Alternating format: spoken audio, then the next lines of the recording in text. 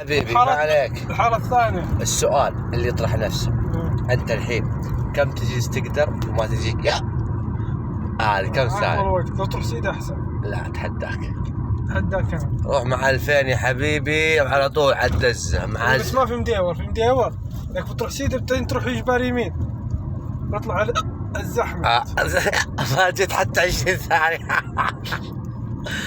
طيب لا تقعد تصور. ما صورتك من زين وجهك من زين التراب الشحقة ذي. صور هذا احسن من وجهك تشوفه.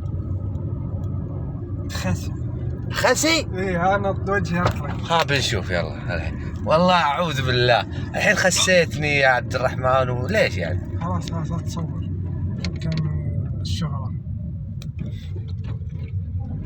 ابى اشوف متى بتجيك ثاني مره. تقول لي ليش تخسيني يا اخي؟ في العاده انت محترم.